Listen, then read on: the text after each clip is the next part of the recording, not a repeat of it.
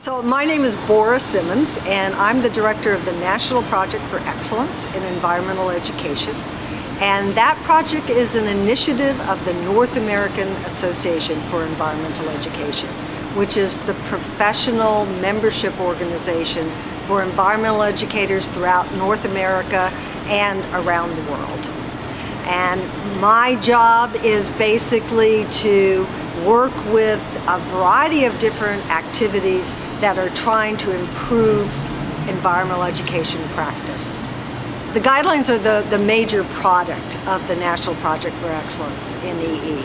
And that actually started back in 1993. So it's been going on for a long time. It's been a big part of my personal career and the careers of a lot of people.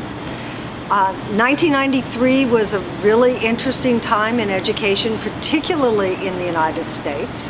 And we were looking at lots of issues around education reform, the call for education reform, especially in formal schools.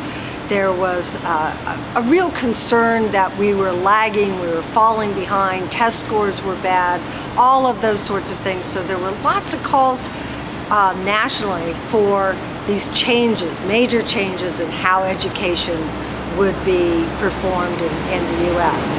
So we within Environmental Ed were of course concerned about that.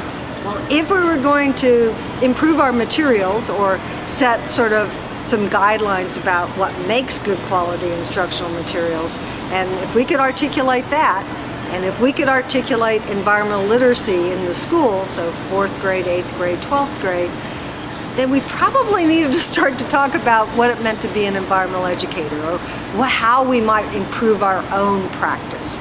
And so I sort of proposed that we have a set of guidelines about the preparation and professional development of environmental educators. And in doing that, I also laid out, so I laid out those 3 topics first, and then I laid out a process of how we might go about doing that so that we would engage in a deep, deep way the whole environmental education community in talking about each of these topics. And that's basically, that model is what we followed for the development of those 3 sets of guidelines, then the non-formal guidelines that followed those about the development of programs, non-formal environmental education programs. Then the last one that we developed and published had to do with early childhood environmental education programs.